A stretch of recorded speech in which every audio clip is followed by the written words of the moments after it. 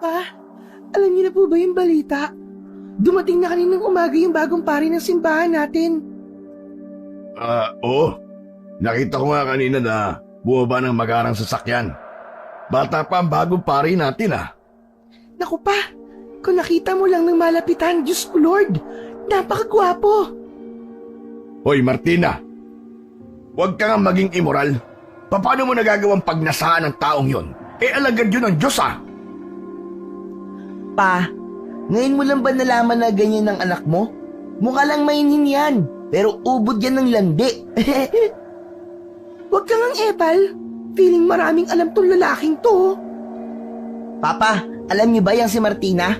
May kalaplapan po yan na sakristan dun sa bayan eh. Nakita ko po nung nakaraan pag galing niya sa school. Martina, totoo ba sinasabi ng kuya mo? Sinungaling po yan, pa. Huwag kang mag-imbento ng kwento. Ang epal-epal mo talaga. Palibasa, wala nagkakagusto sa'yo kasi ang pangit-pangit mo. Ano? Ako pangit? Kung pangit ako, ano ka pa? Magkamukha naman tayo. Remember? Kambal tayo, no? Tumigil na kayo. Ikaw Martina, hindi ka na pwedeng lumabas ng bahay dahil dyan sa pinaggagawa mo. 1 linggo ka rito. Papa naman, kakasimula pala ng bakasyon namin tapos ikukulong mo ako rito. Dapat lang sa'yo yan. Napaki-immoral ng ginagawa mo. Una, nakikipagpalitan ka ng laway sa sakristan. Tapos ngayon, pinagnanasaan mo ang bagong pari dito sa atin? Aba, saan ka ba kumukuha ng kademonyoan Demonyo agad? Di ba pwedeng nagdadalaga lang? Manahimik ka! Kapag sinubukan mong suwayin ako, mas lalo kang hindi makakalabas ng bahay natin. Naiintindihan mo? Sumagot ka! Opo, naiintindihan ko po. Umayos kayong dalawa. Bibili lang ako ng hapunan natin.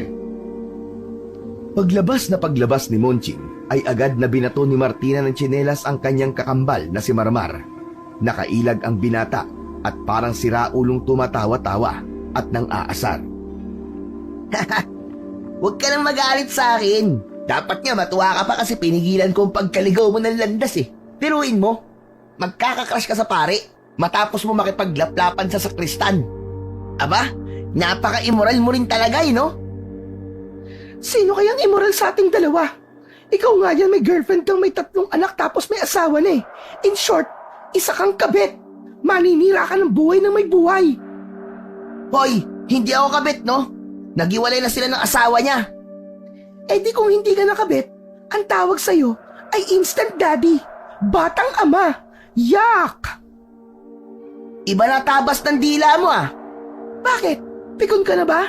Pikon na ba ang instant daddy ng family? Ayos lang naman. Basta ako, malaya akong makakalabas. Makakapagsimba ko at makikita ko ang pare na pinagpapantasyan mo. Ikaw, kausapin mo mga ipis sa ilalim ng lababo. Humalakak na lamang ng tawa si Marmar nang lumabas na ito ng kanilang bahay, habang si Martina naman sa loob ay galit na galit, ngunit wala namang magawa. Parang aso at pusa ang magkakambal.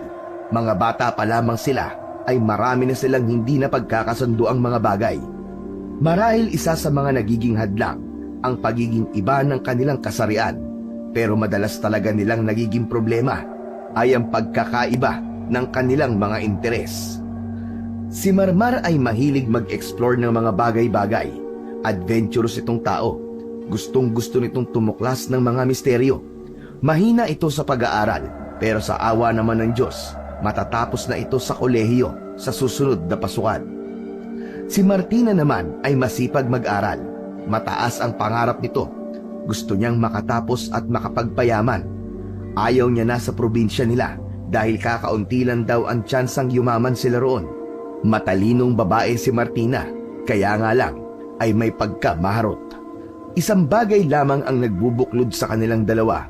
Yun ay ang ingatan ang kanilang ama. Habang naglalakad si Marmar, napatigil siya sa harapan ng simbahan. Naalala niya ang usap-usapan na bata pa ang bago nilang pari.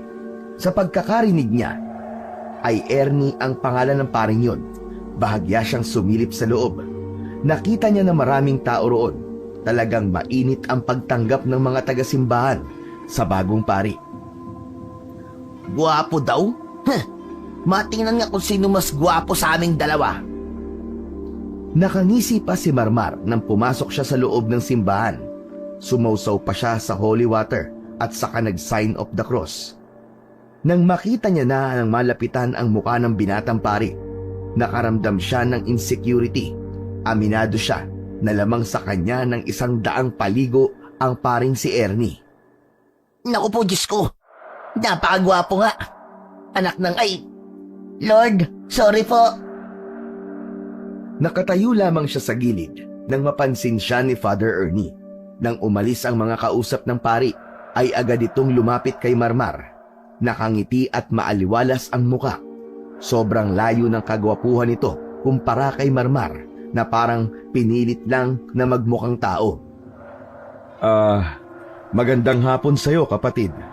May paglilingkod ba ako sa'yo? Ikaw ba yung bagong pari dito sa lugar namin? Ako nga. Kinagagalak ko ang maging bahagi ng inyong baryo. Anong pangalan mo? Secret. Hayaan ko na lang si Lord ang magsabi sa'yo. Mapagbiro ka palang tao. Di bale, masaya akong nakita kita ngayon. Ikaw ang unang lalaki na nakausap ko sa unang pagdating ko rito. Masaya rin po ako. Pero kaunti lang. Paano? Kailangan ko na munang pumunta sa opisina ha? Dahil mag-aayos pa ako ng mga gamit ko eh. Plastic ang ngiting ipinakita ni Marmar nung mga sandaling yon. Pagtalikod ni Father Ernie ay agad na bumalik sa dati ang kanyang reaksyon. Salubong pa nga ang kilay niya nang may mapansing kakaiba sa pari. Bakit gano'n ang amoy niya? Amoy pabango ng mga party-goer sa bayan eh. Iiling-iling na umalis si Marmar.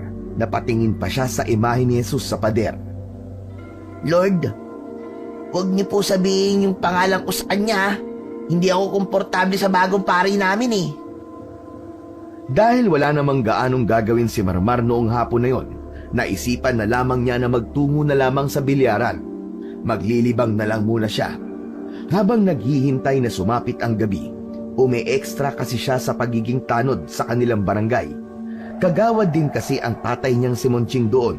Kaya naman, kahit na papano ay madali naman siyang nakakapasok sa ganoong trabaho. Bago makarating ng bilyaran ay nakasalubong na niya ang kanyang ama. Dala-dala na nito ang mga lulutuin para sa kanilang hapunan. Lalagpasan na lang sana ni Marmar ang kanyang ama. Ngunit bigla siya nitong tinawag. Tignan mo tong bastos na ito. Hoy, halika nga rito. Kung makapaglakad ka parang hindi mo ako nakita.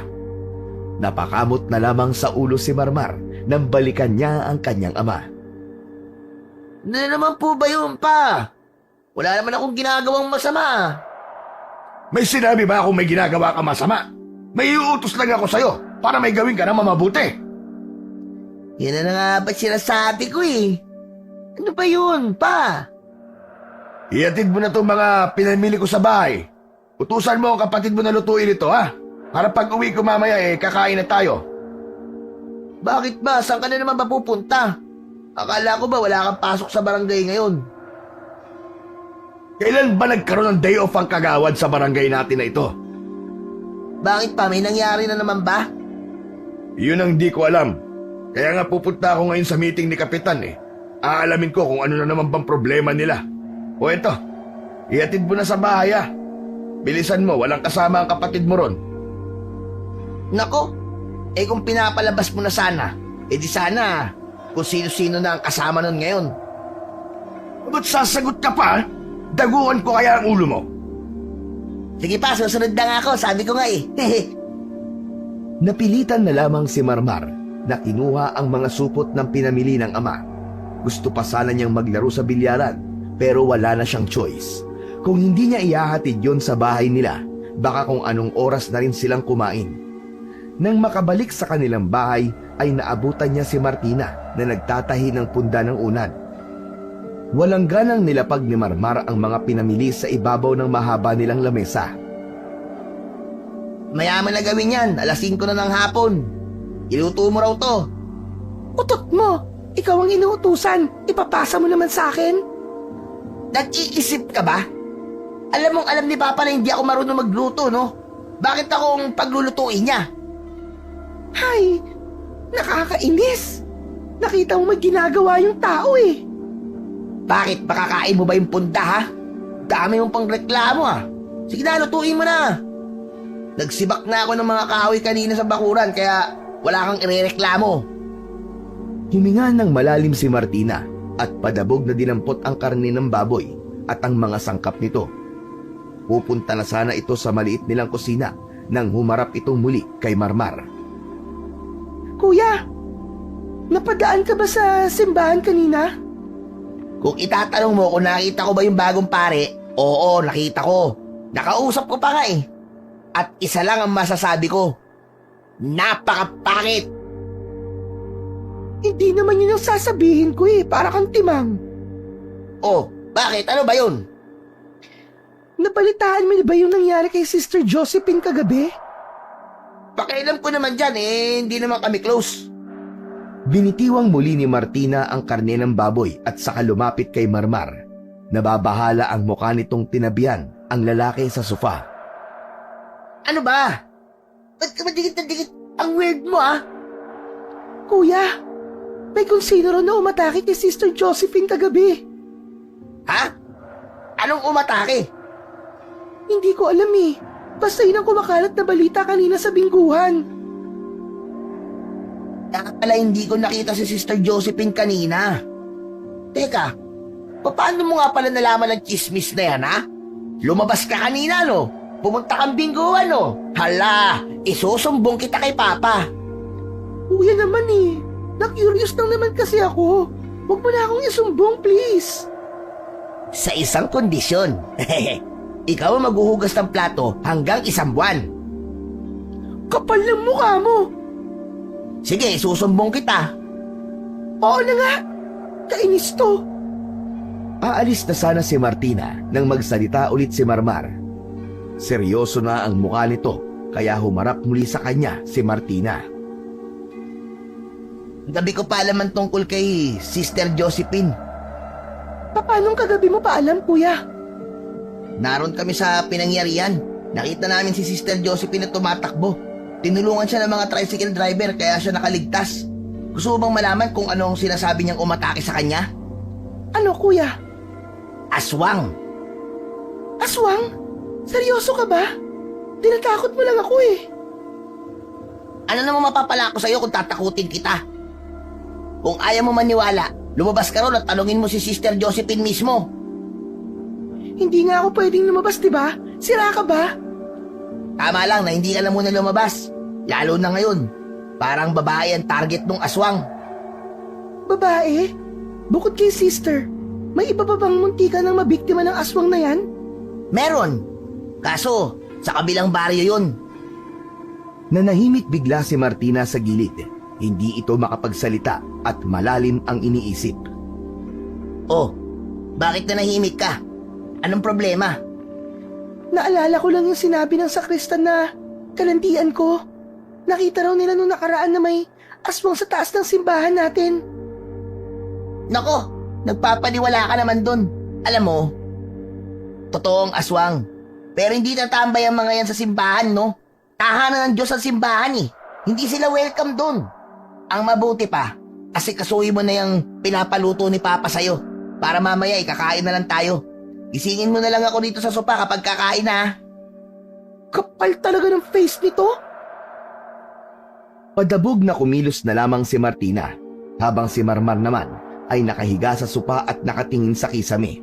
Hindi maalis-alis sa isipan nito ang tungkol sa aswang. Sa katunayan, noong gabi pa lang ay iniisip niya na ang bagay na yon. Ang kaso nga lang, ayaw naman niyang sabihin sa kanyang ama. Batid niyang magagalit lamang yon kung aswang ang kanilang pag-uusapan. Makalipas ang ilang sandali, ginising na rin siya ni Martina. Nakahanda na ang pagkain sa lamesa at naroon ang kanilang ama. Nagharap-harap na sila sa lamesa para maghapunan. Napansin naman ni Marmar na tila wala sa mood ang kanilang tatay. Ganun pa man, ay wala pa rin siyang pakialam. Magtatanong pa rin siya kahit magalit ito sa kanya. Pa, may problema ka ba? Hindi may pinta yung mukha mo eh. Nasa harapan ka ng pagkain, nakasimangot ka. Pwede ba? Kumain ka na lang dyan. Dami mo pang satsat eh. Pagsapit ng 10:00 ng gabi, nag-duty na si Marmar sa barangay. Nalaman niya mula sa mga kapwa niya tanod ang tungkol sa napag-usapan sa meeting. Napag-usapan kasi ng mga kagawad kung papaanong hahanapin ang salarin sa pag-atake kay Sister Josephine. Ah, kaya pala wala sa mood si Papa. Bakit? Crush niya ba si Sister Josephine? Patawa-tawa pa si Marmar noong mga sandaling yon habang nagro-ronda sila sa buong baryo nila. Inabot sila ng madaling araw kakaronda, pero pasasalamat na lamang nila na wala silang nakitang gulo. Kaya naman, dakong 3:00 pa lang ay nakaalis na rin ng barangay si Marmar. Pasipol-sipol pa ang binata habang naglalakad pa uwi. Napadaan naman ito sa kanilang simbahan. Patay na ang mga ilaw sa loob, kaya naman inakala ni Marmar na wala ng tao roon. Pero napatigil siya nang tila may narinig siyang boses ng 2 tao roon, babae at lalaki, para bang naghaharutan. Dahil naintriga si Marmar, naisipan niyang hanapin kung saan nagmumula ang mga ingay na yon. Marahang naglakad si Marmar patungo sa kinaroroonan ng ingay, hanggang sa makarating na siya sa gilid ng simbahan. Pagsilip niya roon, ay nakita niya ang 2 tao sa gilid ng halaman, naghahalikan at naglalandian. Kahit medyo may kadiliman dahil mahina ang ilaw roon, namukaan ni Marmar kung sino ang lalaki. May kaunting pagkabigla pero parang hindi na bago kay Marmar ang nakita niya. Marami kasi siyang alam sa bayan na mga taong immoral. Tingnan mo nga naman oh. Ngayon lang ako nakatagpo ng pare na manyakis pala. Parang daga ng mga nataranta ang 2, lalo na ang babaeng nagmamadaling tumakbo paalis. Yung nakita mo, wala lang yun. Nag-aanuhan lang kami. Naglalaro ng kulitan. Nagkukulitan lang kami. Father naman, ano po ba tingin niyo sa akin ha? Kahapon lang pinanganak? Inilapit ni Marmar ang kanyang muka sa pari.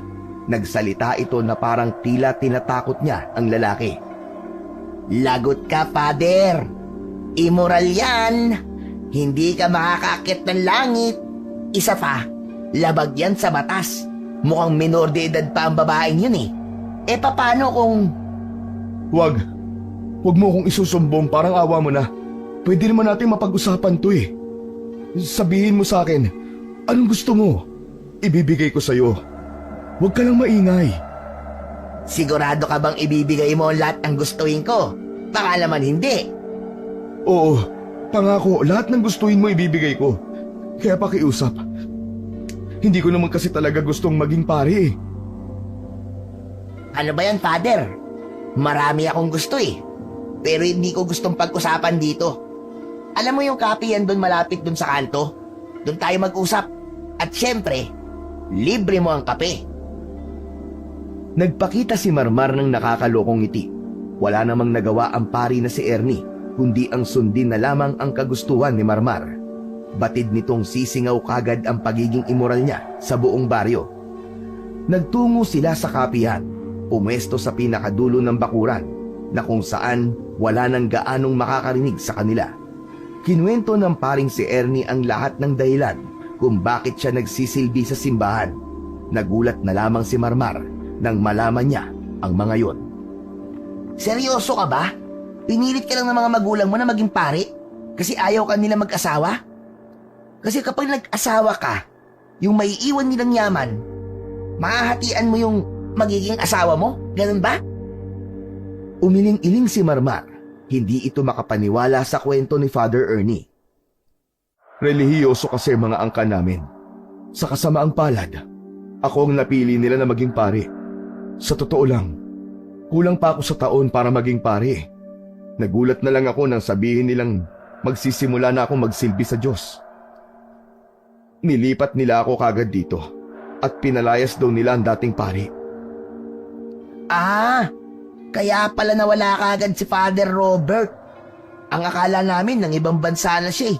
Pinalayas pala ng mga magulang mo. Uy, mukhang mayaman talaga kayo ah.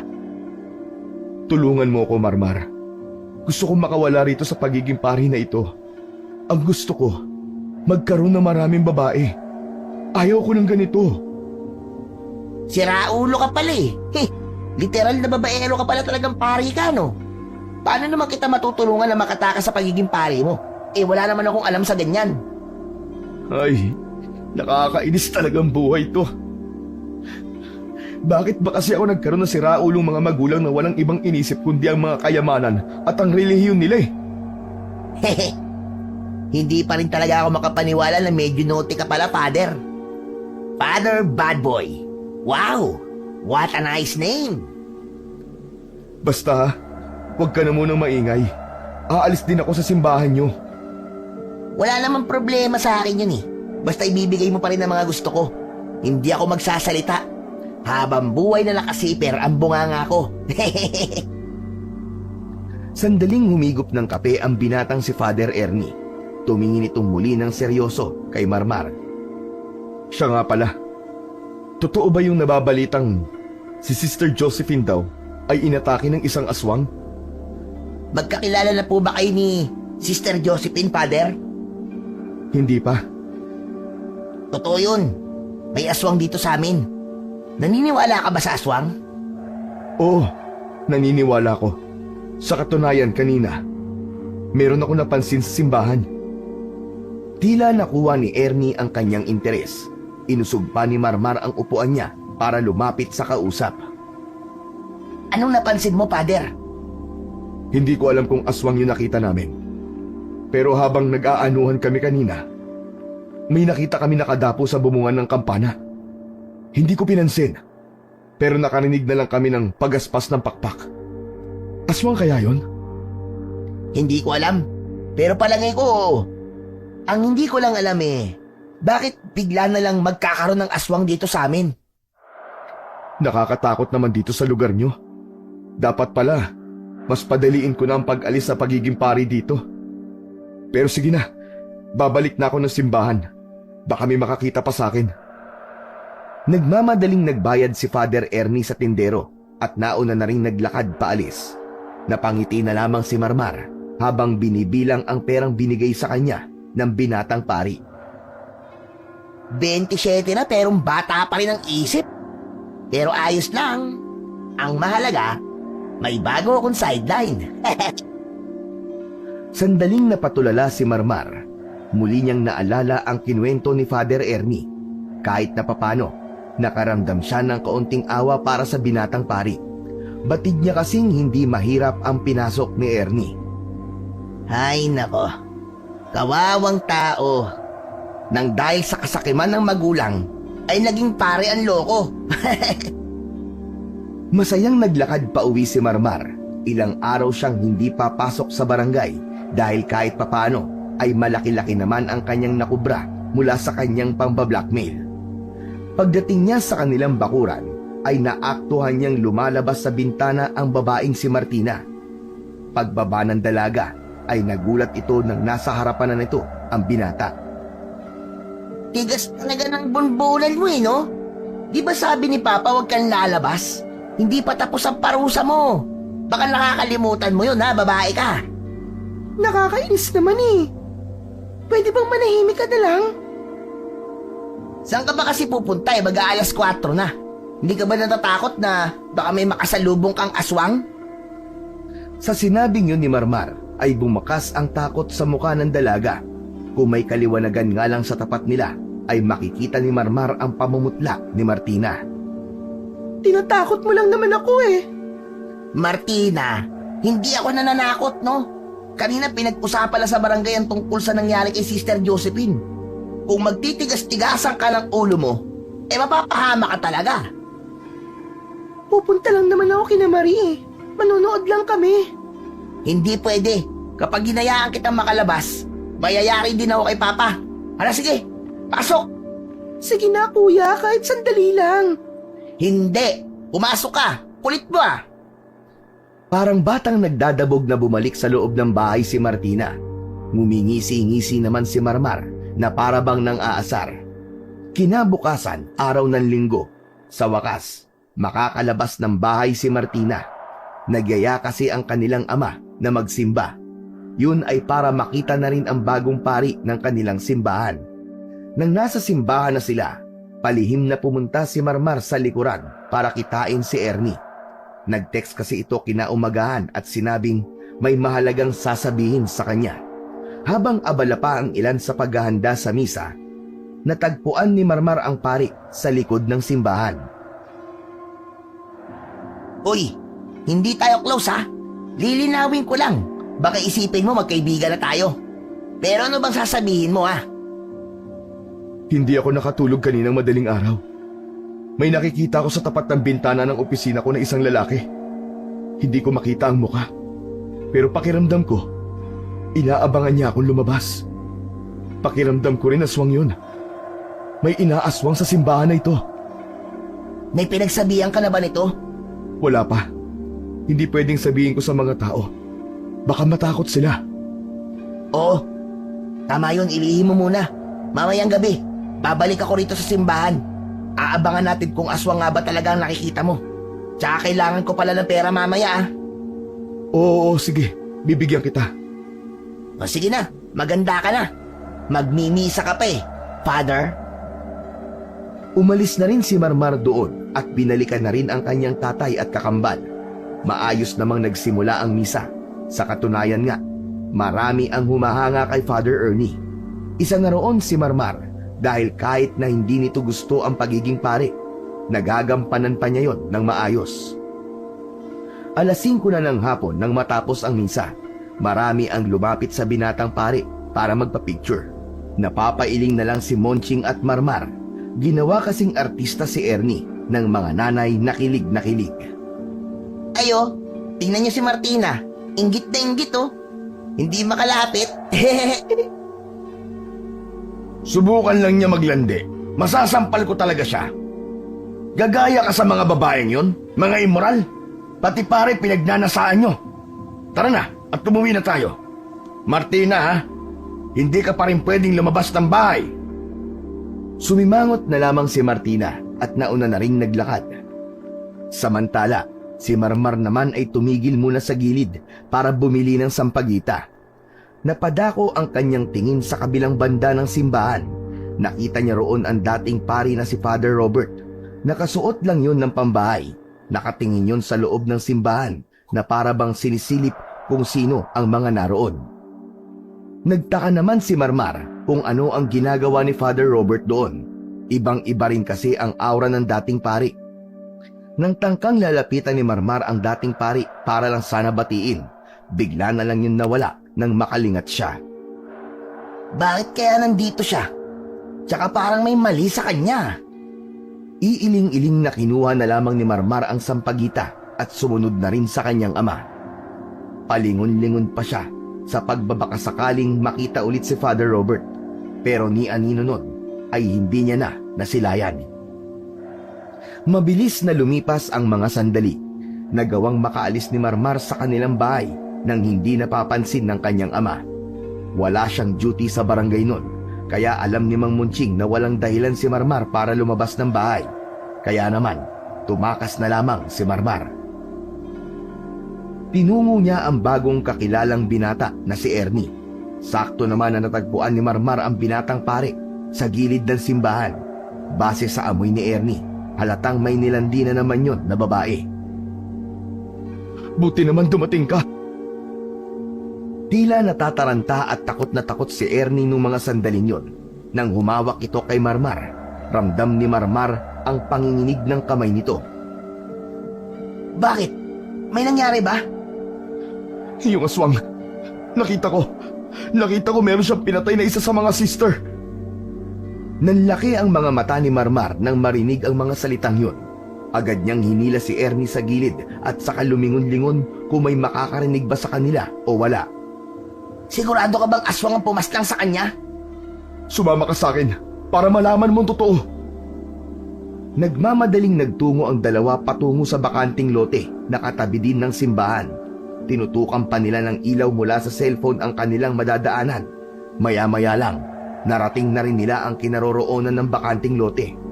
Bumungad agad sa kanila ang isang madre na nakatihaya habang nakahiga sa mga gulong na nakatambak. Oh my God! Lalaki ang aswang. Medyo matanda na siya. Hindi ko maaninag ang muka. Natakot kasi ako na lumapit. Kasi inisip ko na baka pag lumapit ako naman ang isunod niya. Anong gagawin ko, Marmar? Sabihin mo, anong gagawin ko? Sasabihin ko to sa tatay kong kagawad. Maniniwala kaya sila kung sabihin kong aswang ang pumatay kay sister? Hindi ko alam. Ang mahalaga, may imbestigahan ng kasong to. Nakakaalarma na. Nung una si Sister Josephine. Tapos ngayon, may patay ng madre. Pumuntong hininga si Marmar at napalunok na lamang ng laway sa sobrang kaba. Dumating ang mga tanod ng barangay nang i-report ng palihim ni Marmar ang karumal-dumal na sinapit ng madre. Mula sa malayo, tanaw niya at ni Ernie ang mga tauhan ng barangay at ilang pulis na dumating. Habang pinagmamasdan nilang iniimbestigahan ang pangyayari, nagtatayuan ang balahibo ni Marmar. Saka pa lamang pumapasok sa isipan niya na maaaring malagay nga sa alanganin ng kanilang baryo sakaling totoong ang aswang ang pumaslang sa madre. Naghiwalay muna sila ni Ernie matapos makuha ang pera mula rito. Wala si Mang Monching nang umuwi na siya sa bahay. Tanging si Martina lang ang inabutan niya roon. Napansin ng kanyang kakambal ang pagiging aligaga niya, kaya naman hindi na napigilan ng babae na puntahan siya. Teka lang kuya, kanina ka pa hindi mapakali. Ano bang problema mo? Martina, iwasan mo munang lumabas-labas ha. Dahil na naman ba sa aswang yan? Sus! May natagpo ang bangkay ng madre sa bakanting lote malapit sa simbahan. Nabitiwan ni Martina ang binabasa nitong libro nang marinig ang sinabing yun ng binata. Nanlalaki ang mga mata nito na namumula rin dahil sa labis na kaba. Seryoso ka ba niyan, kuya? Bakit? Mukha ba ako nagjo-joke? Sino naman kaya ang gagawa nun? Aswang nga, di ba? Aswang! Ang lutang mo namang kausap. Hindi. Sino nga aswang ang ibig kong sabihin? Aba, ewan ko. Aalamin ko pa ba? Ang importante ngayon, wag ka na munang lalabas ng bahay. Nagkakaintindihan ba tayo? Ano bang ginagawa ko? Bagot na nga ako dito sa loob ng bahay eh. Malakas talaga ang kutob ko. Na taga-baryo lang din natin ang aswang na yun. Huwag mong sabihin, makikialam ka pa dyan, kuya. Hindi ako makikialam kung hindi niya tayo bubuluhin. Ngayon ko na magagamit ang mga pinag-aralan ko tungkol sa mga aswang na yan. Hindi na lamang nagsalita ang dalagang si Martina. Naiintindihan naman niya ang kanyang kuya. Batid niyang nag-aalala lamang yon para sa kanya. Mga isang oras na ang nagdaan. Sinubukan ni Marmar na bumalik ulit sa crime scene. Wala na roon ang bangkay ng madre. Ang natira na lang doon ay ang mga bakas ng dugo na pinahid pa sa mga halaman. Bumuntong hininga na lamang si Marmar. Aalis na sana siya nung mga sandaling yon, pero naramdaman niyang may tao sa kanyang likuran. Paglingon niya, nakita niya ang isang lalaki na parang kasing idaran ng kanyang tatay. Nasa ilang segundo niyang tiningnan yon. Sa tindig pa lang ng matandang yon, ay nakilala niya na kung sino yon. Father Robert? Anong ginagawa niyo rito? Nang lalapitan na sana ni Marmar ang matanda, ay nagmamadali itong umalis.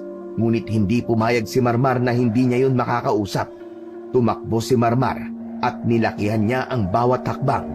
Nang matanaw niyang nasa kaliwang kanto dumaan ang dating pari, ay dali-dali niya itong sinundan. Dahil sa likas na may kabilisan ng binata, ay naabutan niya ang matanda. Hinawakan niya agad yon sa balikat at sapilitang hinarap sa kanya. Father Robert, sandali! Nakatingin lang sa kanya ang matanda na parabang nababahala at nangangamba ang mukha nito. Wala itong salita na inilabas kung kaya't si Marmar na lang ang unang nagsimula ng usapan. Mawalang galang na, Father Robert, ha? Pero, ang weird mo eh. Nung nakaraang nakita rin kita, bigla ka na lang nawala. Ngayon naman parang may sinisilip ka sa loob ng simbahan ng ganitong oras. Sabihin mo nga sa akin, ano bang pakay mo sa simbahan? Nanginginig ang labi ng matanda. Hindi ito makapagsalita. Ang tangi lamang nitong nagawa ay hawakan ang kamay ng binata. Father Robert, ano? May gusto ka bang sabihin? Tumangu-tangu na lang ang matanda. Dahil hindi ito makapagsalita ay ipinakita na lamang ng dating pari ang dila nito. Muntikan nang mapamura si Marmar nang makitang putol ang dila ng matanda.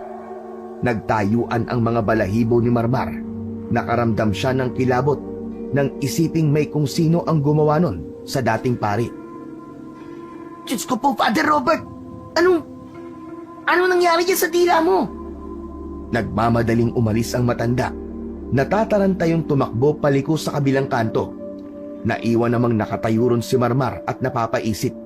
Hindi niya alam kung ano ang nangyari kay Father Robert, pero malakas ang pakiramdam niya na may alam si Ernie sa bagay na yon. Napatagilid si Marmar nang may tumigil na itim na sasakyan sa kanyang harapan. Pagtingin niya roon ay nagbukas ang bintana sa driver's seat. Marmar, may ginagawa ka ba? Halika muna. Father Ernie.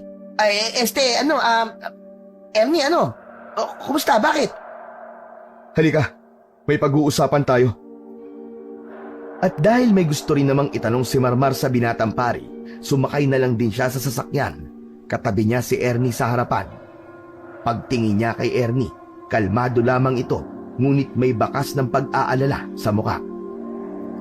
May sasabihin ka ba? Kung magkakape tayo, ayoko muna. Nininervyos ako eh. Pinaandar na muna ni Ernie ang kanyang sasakyan. Galing kasi ako sa stasyon ng pulis. Kinuhanan nila ako ng statement doon kay Sister Joanna. Gaya ng sinabi ko, hindi sila naniniwala na aswang ang gumawa nun. Nakausap ko na rin si Sister Josephine. Nasa istasyon din siya kanina. Hindi rin naniniwala sa kanya mga pulis kahit na anong paliwanag niya. May tinuturo na ba silang sospek? Sandaling napailing si Ernie dahil sa pagiging dismayado. Hindi ka maniniwala pero ang dating pare ang isa nilang pinaghihinalaan. Ngayon hinahanap na nila si Father Robert para tanungin. Alam mo, naiisip ko nga what if siya ang aswang? Teka. Tsaka ang sospek sa pagpatay kay Sister Joanna?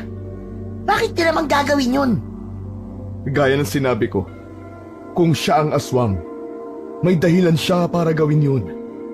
Naalala kong nasabi sa akin ni Sister Joanna bago ang kamatayan niya. Parang may tinatago raw si Father Robert nun. Baka nalaman ni Sister Joanna kung ano yun. Kaya siya pinatay. Paano naman magiging aswang si Father Robert? Wala naman yun sa itsura niya. Hindi mo ba siya napapansin minsan na nasa paligid siya ng simbahan? Parang nagmamasid. May iba rin kayang nakakapansin nun sa kanya. Ang sabi nila, mahirap daw talagang mahalata ang isang aswang kapag nasaan yung tao. Tapos ito pa. Kanina sa istasyon, meron ako nakausap na matanda. Marami siyang alam tungkol sa mga aswang. Ang sabi niya, kapag daw ang aswang ay putol ang dila, ibig sabihin ay tiktik daw yun. Humahaba kasi ang dila ng tiktik. At para daw tumigil yun sa pangangaswang, kailangan putulin ang dila nito. Sa hindi malamang dahilan, ay nagtayuan na naman ang mga balahibo ni Marmar. Sa isip-isip niya, maaaring aswang nga talaga si Father Robert. Ang dila nitong putol ang pinakamatibay na ebidensya. Pero mas pinili na lamang muna niyang hindi sabihin kay Ernie. Paano nga pala napalaya si Father Robert sa simbahan namin? Bukod sa pinipilit kang isalpak ng mga magulang mo doon, ano pa ang ibang dahilan? Maimpluwensya ang pamilya ko sa relihiyon natin. Kaya madali lang na pinaalis nila si Father Robert nung malaman nilang may problema yon sa pagpipigil ng galit. Hindi naman siya totally inalisan ng posisyon sa simbahan. Inilipat lang siya. Ang hindi ko maintindihan, bakit siya pagala-gala? Hindi ba siya nagmimisa? Grabe rin pala ang sistema ng mga relihiyosong tao, no? Sinabi mo pa. Ako nga, ayaw na maging pare eh. Wala akong magawa eh. Itatakwil ako ng mga magulang at angkang ko. Hindi ko nga alam kung paano ko bibitawan to eh. Parang napamahal na kagad ako sa mga tao nang unang misa ko pa lang dito. Hoy, hindi kita kilala ng lubusan ha. Pero wala kang karapatang magpare kasi babaero at immoral ka. Iwan mo ang pagpapare dahil hindi ka bagay dyan. Kahit pa sabihin mong mahal mo na ang mga tao dito, may ginagawa ka pa rin kasalanan. Hindi ka pwedeng maging banal habang nagiging siraulo kang tao. Aray, grabe nasaktan ako sa sermon mo ha. Pero salamat. Hindi ako nagkamali na naging kaibigan kita. Ha!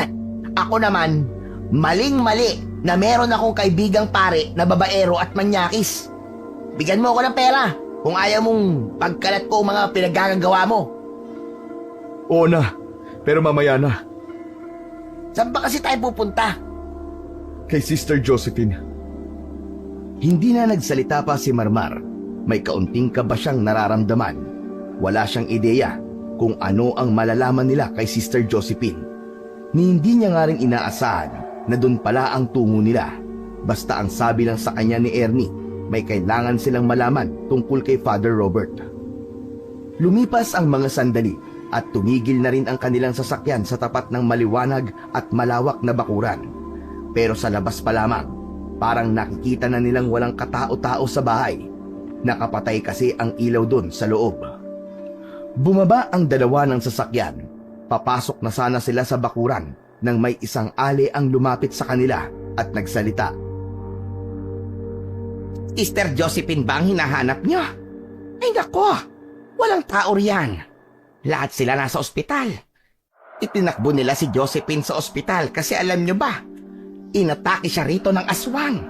Talagang pinasok siya sa loob ng bahay. Walang ganong nakakita sa labas. Ang nakakita lang sa kanya ay ang kanyang boy na binata.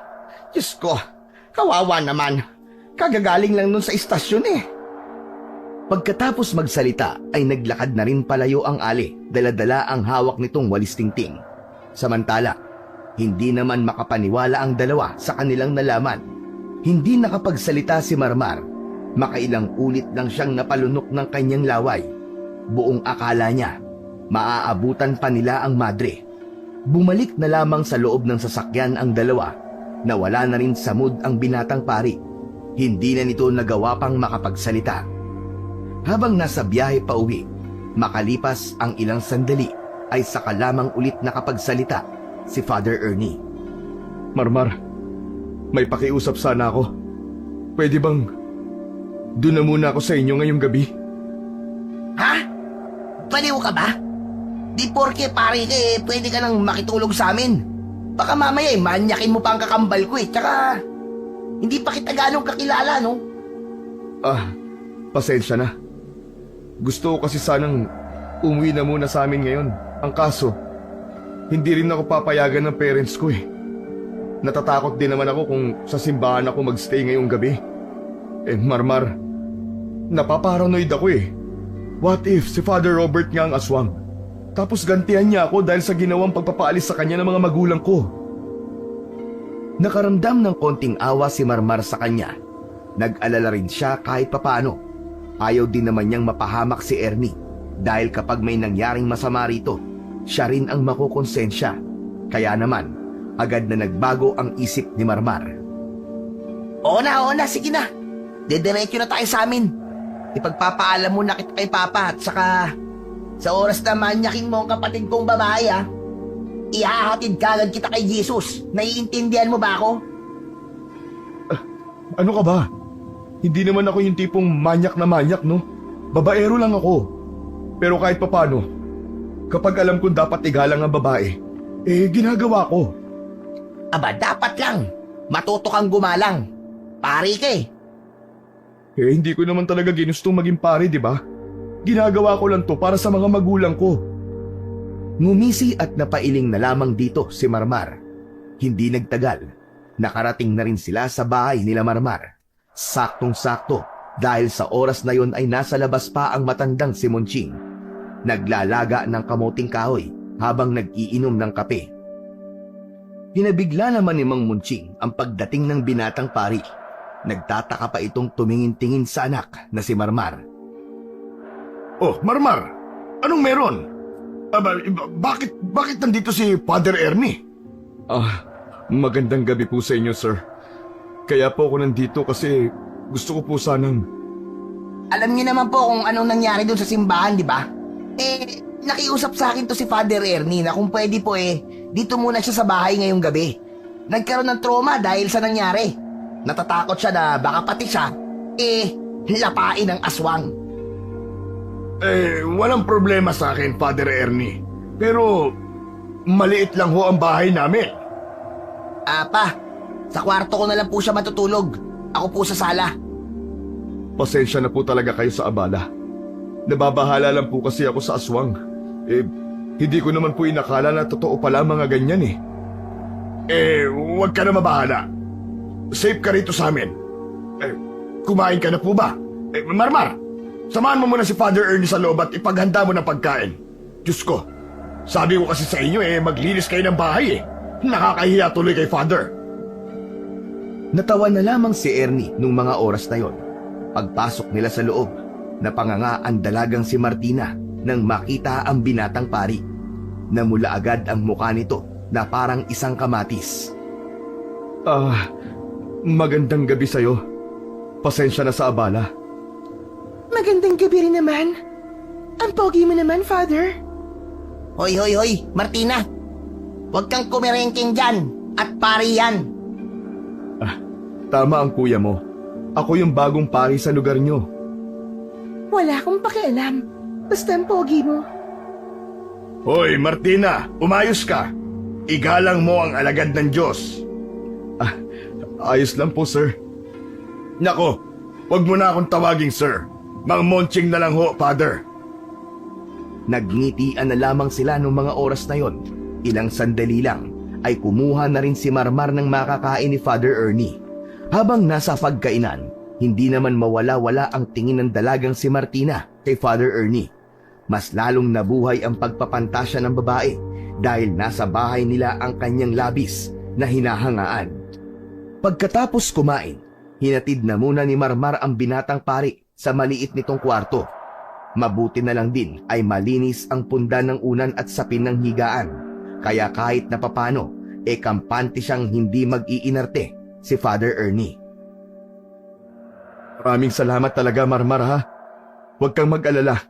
Ipagdarasal ko sa Panginoon ang kasaganahan ng pamilya mo. Huwag ka lang magpanggap. Yung dalawa na lang ngayon na magkasama. Dasal-dasal ka pang nalalaman, di naman bukal sa kalooban mong pagiging pare. Sabihan mo ako kapag may kailangan ka. Nasa sala lang ako. Text mo na lang ako kung tinatamad kang lumabas, ha? Sige, maraming salamat ulit.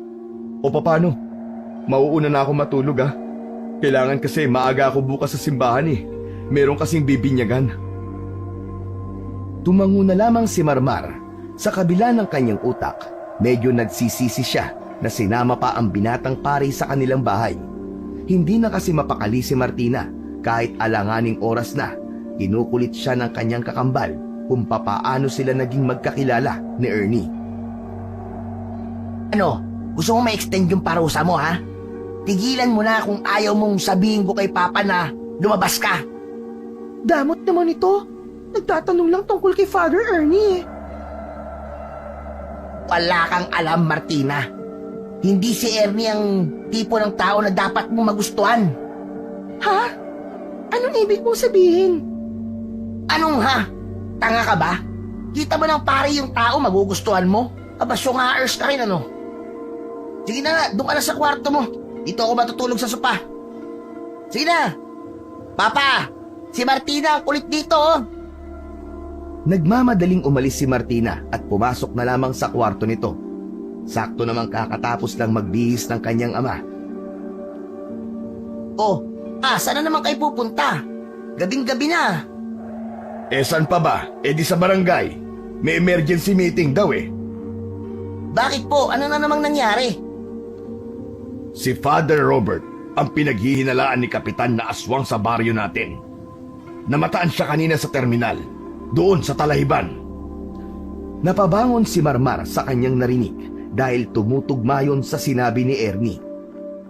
Papa, Si Father Robert din ang hinala ko at hinala ni Ernie. Baka Ernie ka naman. Wala kang paggalang kay Father ah. Father ang itawag mo sa kanya. Isa pa, mas matanda sa'yo ng 7 taon yun. O sige na, saka na lang natin pag-usapan ang tungkol sa aswang na yan. Aalis na muna ako.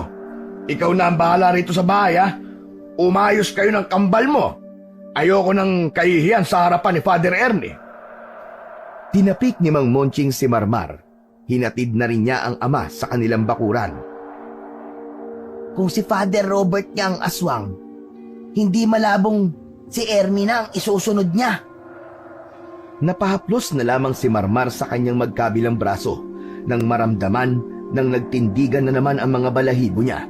Isinarado niyang maigi ang mga bintana at ang pintuan nila. Sa takot niya, inusog niya ang sopa padikit sa pinakapader ng kanilang bahay. Hindi pala ako dapat matakot. Matagal ko nang gusto makakita ng aswang eh. Kung saan-saan dumako ang kanyang tingin, kada maliliit na ingay na naririnig sa kanyang paligid, nagiging tamang hinala na siya. Nagsaklob na lamang siya ng kumot, mabilis ang tibok ng kanyang puso. Kakaisip niya ng kung ano-ano, hindi niya na namalayan ang oras. Pagtingin niya sa wall clock, 4:00 na pala ng madaling araw. Hindi pa rin nakakauwi ang kanyang ama. Marahan niyang inalis ang kumot na nakatakip sa kanyang muka. Tumingin-tingin siya sa paligid ng kanilang maliit na sala.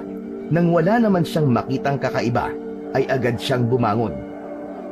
Pupunta na lang sana siya sa banyo, pero bigla siyang nakarinig ng ingay sa labas. Parang may naglalakad at naglalabas ng tunog na kagaya ng sa baboy. Dahil doon, nagsimula na namang mapraning si Marmar. Marahang naglakad si Marmar papalapit sa bintana. Kahit na nakakaramdam siya ng takot, hindi niya pa rin mapigilan na sumilip sa labas. Tinapat niya ang kanyang mata sa siwang ng bintana. May nakita siyang parang imahe ng tao na nasa labas. Aswang ba yun? Teka, si Father Robert yun ha. Hawak-hawak ang dibdib ay huminga siya ng malalim. Tila nawala ang angas niya sa katawan ng mga sandaling yun. Nang makarinig na naman siya ng ingay mula sa kanyang kwarto, nag-alala siya para sa binatang pari. Dali-dali siyang pumunta sa kanyang kwarto kung nasaan naroon si Ernie. Pagdating niya roon, ay mahimbing namang natutulog ang lalaki. Ganun pa man, pansamantala ring nawala ang naririnig niyang weirdong ingay. Bumalik siya sa sala. Kumuha siya ng asin na halos hindi niya mahawakan sa sobrang dami. Mas lalong kinabahan si Marmar nang marinig niyang may kumatok na sa labas ng kanilang pintuan. Ganun pa man, matapang pa ring lumapit si Marmar sa pag-aakalang aswang ang nasa labas. Mabilis niyang binuksan ang pinto at saka sinabuyan ng asin ang taong naroon. Aray! Ang mata ko! Papasira ulo kang bata ka! Ba't mo ako hinagisa ng asin? Halos ihilamos na ni Mang Monching ang asin sa mukha niya nang sabuyan siya ni Marmar. Kinuha ng matanda ang walis tambo sa gilid at saka pinagpapalo nito ang anak. Mukha ba akong aswang ha? Sira ulo ka! Pa naman kasi, bakit kasi hindi ka nagsabi kung sino ka? Bakit nagtanong ka ba? Malay ko ba kung gusto mo palang marinig ang pangalan ko? Bihira kang bata ka. Gagawin mo pa akong buro. Pasensya na pa. Di ko naman sinasadya eh. Kanina kasi may nakita akong tao sa labas ng bakuran natin eh. Parang umaaligid-aligid dito sa atin. Tao? Nakilala mo ba kung sino? Hindi eh. Sa siwang lang ng bintana ako nakatingin. Kalahating katawan lang ang nakikita ko. Basta lalaki yun. Ang mabuti pa eh, huwag na tayo matulog. Magbantay na lang tayo. Hindi na rin ako mapalagay sa aswang na yan eh. Nagkape na lang muna ang mag-ama nung mga oras na yon. Halos 2 oras din silang nakiramdam sa paligid. Pero sa kasamaang palad, wala nang nagparamdam na aswang. Mulat na mulat ang mga mata nila nang magising na rin si Ernie. Sumabay ito sa kanila sa pag-aalmusal. Pagkatapos ay umalis na rin agad matapos makapagpasalamat. Agad namang nagtungo si Marmar sa kanyang kwarto para sana makapagpahinga. Nang mapadako ang kanyang tingin sa bintana, napansin niyang may bahid ng lupa. Para bang merong tumapak na galing sa labas. Sa isip-isip ni Marmar, wala namang nakapasok doon ng madaling araw. Kasi kung meron man, magigising naman si Ernie at hindi rin naman makakapasok yon dahil nakasarado sa loob ang bintana. Humiga na lamang si Marmar sa kanyang kama. Pipikit na sana siya nang marinig ang sumisigaw na mga tao sa labas. Bago pa man siya bumangon, pinuntahan na siya ni Martina sa loob ng kanyang silid. Alis na si Ernie kanina pa. Ano ba yun? Hindi yun, kuya! May biktima na naman ng aswang! Pinakinggan ni Marmar ng maigi ang mga nagkakagulong tao sa labas. Dito niya na nakumpirma na meron na naman palang biktima ang kinatatakutan nilang aswang. At ang nakapagtataka para kay Marmar, puro babae ang mga nabibiktima. Lumabas ng bahay si Marmar kasama ang kanyang amang si Monching. Tinungo nila ang kinaroroonan ng sinabing bangkay daw ng isang babae. At ang nakakapangilabot pa, isa na naman itong madre. Humakalat ang haka-haka na ang aswang ay may pagnanasa sa mga madre. Dahil lumalabas sa mga autopsy ng mga naunang biktima at maging ang autopsy ni Sister Josephine. Parehong nakitaan ang mga yon ng forced penetration sa kanilang mga ari. Sa madaling sabi, pinagsamantalahan na muna ng aswang ang biktima bago tuluyang pinaslang. Sa liblib na parte ng ilog nila natagpuan ang kumpulan ng tao. Napatakip na lamang ng bibig si Marmar nang makita ang sinapit ng kawawang madre. Wala na itong suot at naliligo na sa sariling dugo.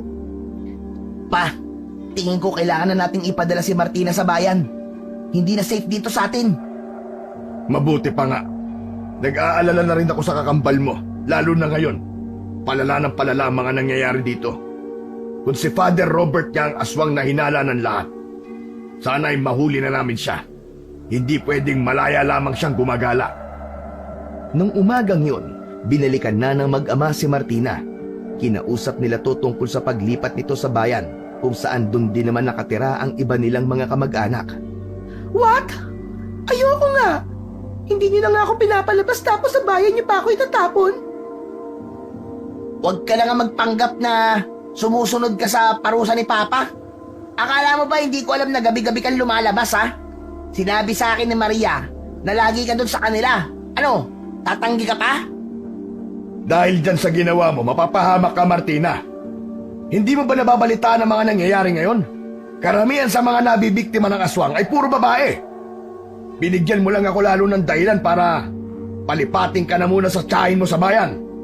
Papa naman eh! Huwag ka na magmatigas. Habang hindi pa nahuhuli ang aswang, hindi ka muna babalik dito. Tignan mo ang ibang mga tatay, lahat sila ganito rin ang gagawin. Aalisin muna nila ang mga anak nilang babae para hindi madamay. Madre lang naman ang dinadali ng aswang pa eh. Hindi naman ako madre. Hindi ka nga madre, pero isa ka pa ring babae. Pinagsasamantalaan muna ng aswang ang biktima niya bago kainin ang laman at paslangin. Aba, kayang-kaya rin niyang gawin yun sa'yo. Kapag natipuhan ka niya, kaya't sa ayaw at sa gusto mo, mamayang gabi ay aalis ka na. Hihintayin ko lang ang reply ng tiyahin mo. Makisama ka na lang, Martina. Hindi naman namin to ginagawa kasi trip lang namin eh. Pinoprotektahan ka lang namin sa posibleng panganib na mangyari sa'yo. Pero kasi, paano ko na makikita si Father Ernie? Magtigil ka nga. Ang landi-landi mong bata ka. Napaka-immoral mo. Ilang beses ko bang sasabihin na hindi ka pwedeng magkagusto sa kanya dahil isa siyang pare. Alagad siya ng Diyos. Crush lang naman pa eh. Wala namang masama sa paghanga, di ba? Pero nagnanasa ka sa kagwapuhan niya. Pa, tama na yan. Kalma muna. Aba, sino hindi ma-high blood eh? Nahihibang na tong kakambal mo. Basta, ayaw ko pa rin doon. Dito lang ako. Lilipat ka sa bayan, Martina. Ayoko nga kasi.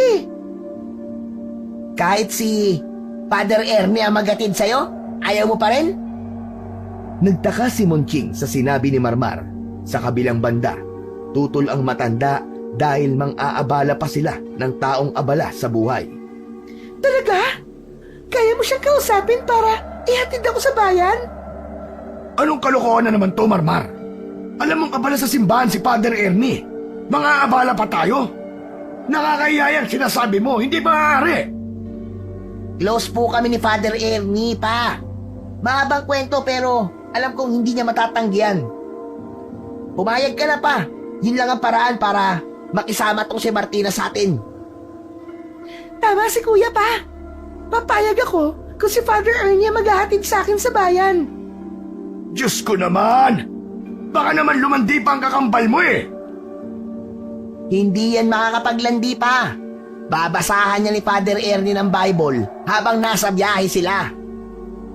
Nawala ang ngiti sa mukha ni Martina. Ganun pa man, nagpasalamat na rin ito dahil kahit malalayo siya sa kanyang ama at kuya, magkakaroon naman siya ng oras para makasama ang kanyang hinahangaang lalaki. Kinahaponan, dakong 5:00 ay nakahanda na ang lahat ng gamit ni Martina. Nasa bakuran na sila habang hinihintay ang pagdating ng sasakyan ni Father Ernie. Marmar, sigurado ka bang hindi nakakaya kay Father Ernie ang gagawin natin? Marunong naman pumunta ng bayan tong kakambal mo eh. Pa, wala akong tiwala kay Martina. Baka mamaya hindi sa bayan pumunta yan eh. Tsaka wag kang mahiya. Ang sabi naman ni Father Ernie eh, sakaling may kailangan tayo sa kanya, magsabi tayo. Pambawi niya raw yun kasi pinatulog natin siya kagabi sa bahay.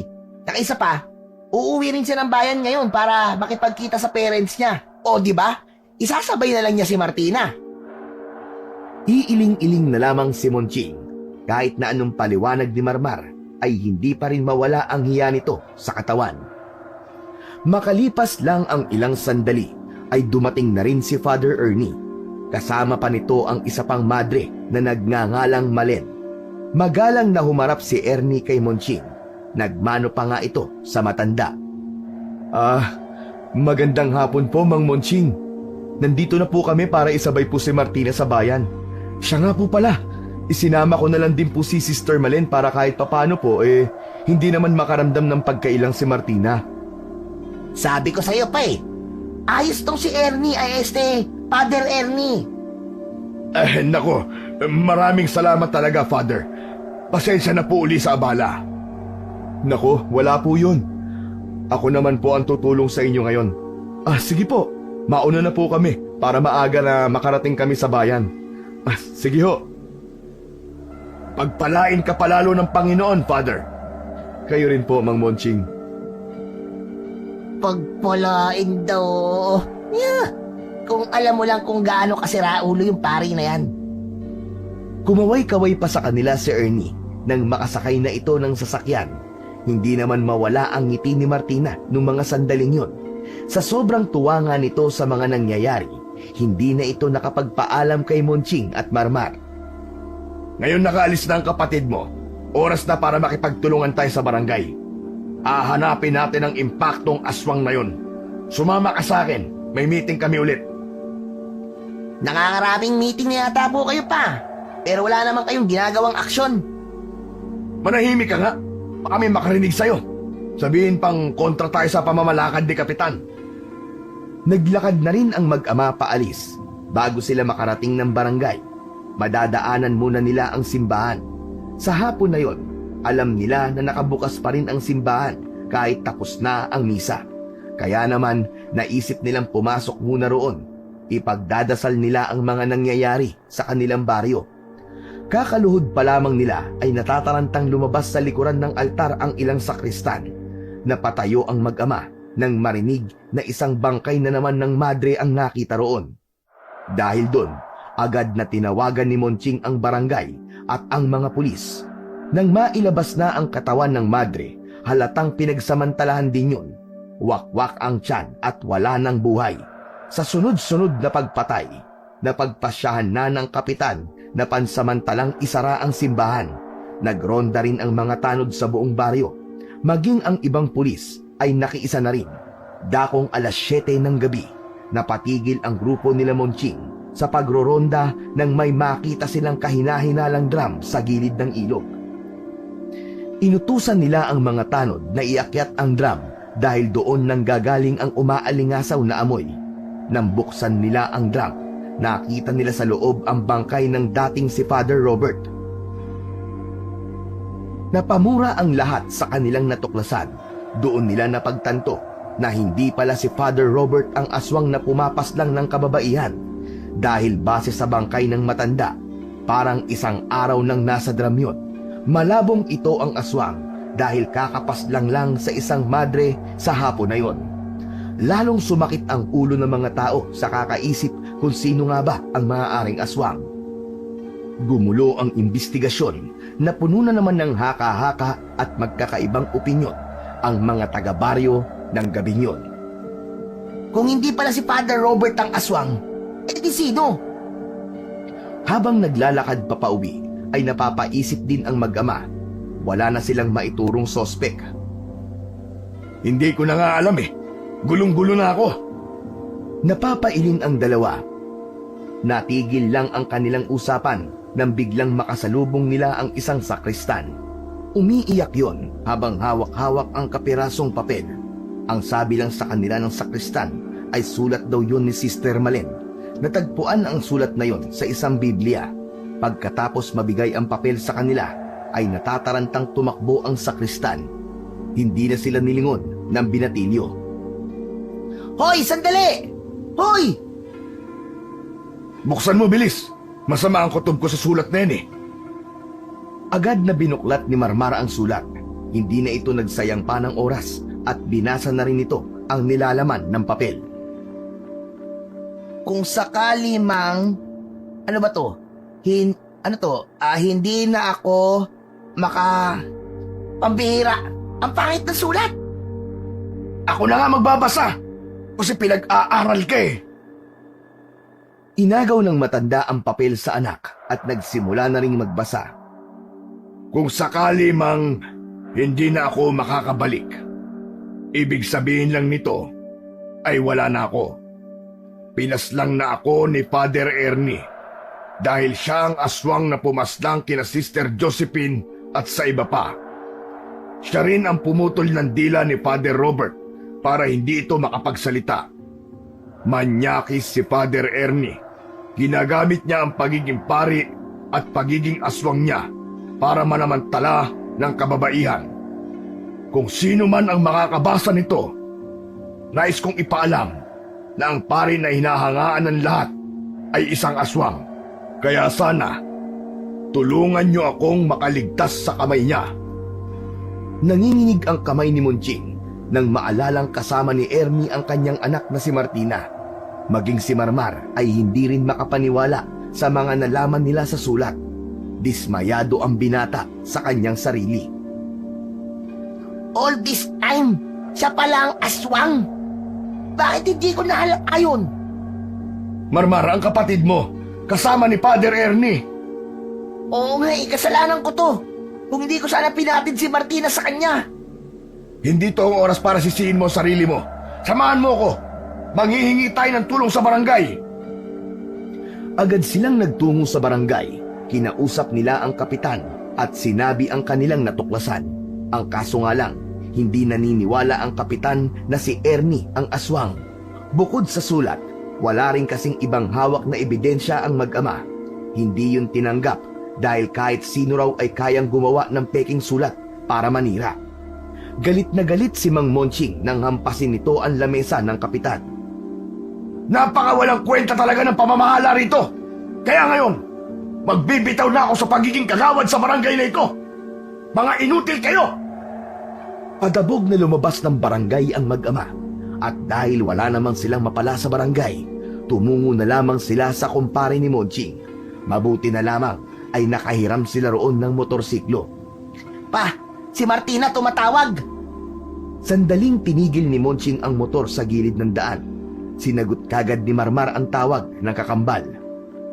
Kuya, tulungan niyo kami! Hinahabol kami ni Father Ernie! Ano? Nasaan kayo? Sabihin mo! Anong nakikita mo? Hindi ko alam kung saan lugar to, kuya. Basta meron ako nakikitang lighthouse. Naputol na ang linya nang marinig nilang may umangin na mabangis na nilalang. Dahil doon, lalong nagmadali ang mag-ama Iisa lang naman ang alam nilang lugar na may lighthouse. Malapit yun sa abandonadong pier. Ilang minutong biyahe lang yun dahil wala namang aberya sa daan. Maya-maya lang, natanaw na rin ng mag-ama ang lighthouse. Nilibot nila ang area hanggang sa makakita sila ng bahay na parang abandonado. Pero nakita nilang may ilaw sa loob, kaya nasisiguro ni Monching at Marmar na may tao sa loob nun. Sa pagbabaka sakaling naroon si Martina at ang madring kasama nito, lumapit sila roon at pasimpleng nagtago. Ilang metro lang ang layo mula sa bahay. Hindi na sana ako magkaka-interes sa hindi, madre. Ang kaso, dinala ako ng kuya mo sa bahay niyo. Nakita ko ang maganda mong pagmumuka. Kaya heto, nanginginig ako sa'yo. Rinig na rinig ng mag-ama ang tinig na yon ni Ernie. Ngunit hindi na muna sila lumabas. Pinagplanuhan nilang maigi kung paano sila makakalapit nang hindi masasaktan ang dalawang babae. Kadiri ka! Ang pangit mo pala! Ganyan pala ang itsura mo! Isa kang aswang! Pagsilip ni Monching at Marmar, kitang-kita nila ang tunay na anyo ni Ernie. Kulubot ang mukha nito. Mahaba ang dila na lumilitaw-litaw.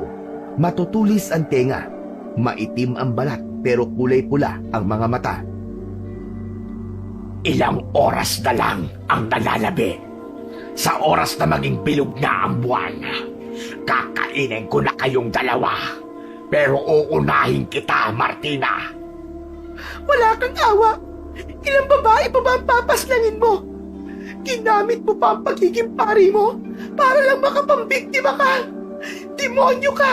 Demonyo! Kahit na ano pang sabihin mo, mamamatay na kayo ngayon. Walang maliligtas sa inyo. Humalakhak ang aswang nung mga oras na yon. Kahit si Mang Monching at Marmar ay kinikilabutan na rin. Marmar, handa mo yung hawak mong itaka. Ako ang unang papasok. Ikaw ang backup ko. Naiintindihan mo ba ako? Hindi ba delikado ang ganyang paraan? Delikado na akong delikado. Kita mo naman, nasa panganib na ang kapatid mo, si sister. Magsasalita pa sana si Marmar nang biglang tumakbo na si Mang Monching palapit sa may pintuan ng bahay. Pagsipa ng matanda sa pintuan ay agad itong nagbukas. Nagulat si Ernie nang bumungad si Mang Monching at Marmar. Walang sinayang na pagkakataon si Mang Monching. Tinaga niya kagad si Ernie na naging dahilan para dumistansya ito sa kanila. Marmar! Si Martina at si sister! Agad na nilapitan ng binata ang dalawang babae para kalagan ang pagkakatali sa mga ito. Buisit ka ha! Ikaw pala ang aswang! Ang lakas mong manlinlang! Mang Monching, ibigay mo na lang sa akin ang anak mo para makaalis pa kayo rito ng buhay. Tanga! Hindi mangyayari ang gusto mo, halimaw ka! Dahil ngayon pa lang, gagawin na kitang chinap-chap na aswang! Pinagtataga ni Mang Monching ang aswang na si Mang Ernie, pero mabilis namang nakalabas ng bintana ang aswang. Palabas na rin sana sila Marmar nang biglang humarang naman sa kanilang daraanan si Ernie. Tumutulo-tulo pa ang laway nito sa sobrang pagkatakam. Hindi kayo makakaalis dito! Lumundag ang aswang patungo kina Marmar, pero bago pa nito madakma si Martina, ay mabilis na nakatakbo si Monching. Nagawa na nitong patamaan sa bandang leeg ang aswang. At dahil doon, pagewang-gewang na dumistansya si Ernie habang hawak na to ang kanyang leeg. Marmar! Isakay mo na sila sa motor! Paano ka pa? Pambira! Tatlo lang ang kasya sa motor! Ano ko sa gulong? Sige na! Umalis na kayo! Ako nang bahala rito! Iligtas mo na ang kapatid mo at si sister! Bilisan mo! Pasakay na ang tatlo sa motor nang maalala ni Marmar na hindi nga pala siya marunong magpatakbo nun. Pa! Sandali lang pa! Hindi ako marunong! Anak ng... Puisit talaga! Bumalik si Marmar sa kanyang ama. Sa pilitan nitong pinaalis si Monching. Batid nitong mas mainam na siya ang maiwan kaharap ng aswang. Dahil una sa lahat, si Monching lang ang makakapagpatakbo ng motor. Pangalawa, matanda na ang kanyang ama, kaya hindi nito kakayanin ang aswang. Nagmamadaling umalis na si Mang Monching agad na sumakay ang tatlo sa motor. Anak, mag-iingat ka. Babalikan kita kagad. Ngumiti na lamang si Marmar sa kanila at pagkatapos nun, ang aswang naman ang hinarap nito. Anong palagay mo? Porke may tama ako sa leeg, mananalo ka sa akin. Wala akong pakialam kung hindi kita kayang talunin. Ang mahalaga sa akin ay hindi ka na makakalapit sa kakambal ko at sa iba pang kababaihan. Kahit na nawawala na sa balanse ang aswang na si Ernie, sinubukan pa rin itong lumusob kay Marmar. At dahil hindi rin naman sanay si Marmar sa pakikipaglaban, nasugatan siya ng aswang sa dibdib. Ramdam ni Marmar ang pag-agos ng dugo pababa sa tiyan niya. Ganun pa man, pinilit pa rin niyang makatayo at sa pangalawang pag-atake sa kanya ni Ernie ay hindi na siya nagsayang pa ng pagkakataon. Tiniis niya ang hapdi sa kanyang dibdib. Sinalubong niya si Ernie. Hinawakan niya ng dalawang kamay ang itak. Buong puwersa niya itong hinagupit sa ulo mismo ni Ernie. Magpahinga ka na. Babaerong pare naman nyakis na aswang. Paghugot ni Marmar ng itak ay siyang pagbagsak ni Ernie sa lupa. Napahiga na lamang din si Marmar sa lupa nang maramdaman ang pagkahilo. Hindi niya na alam ang mga sumunod na nangyari nang mawalan siya ng malay.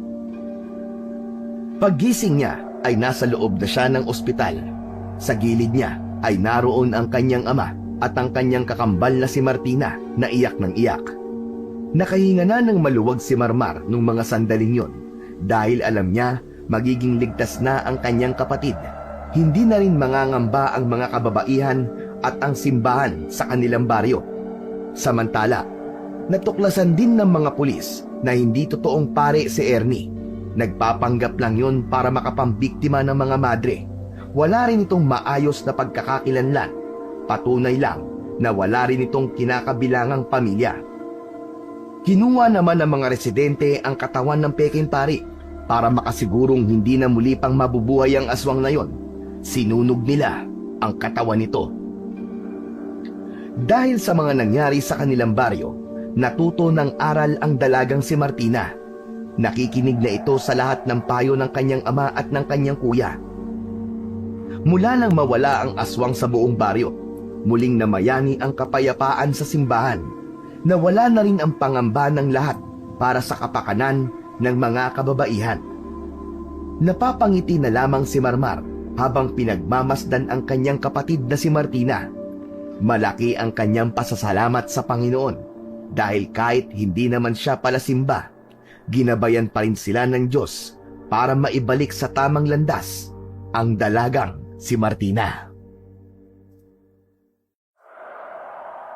Pa, alam niyo na po ba yung balita?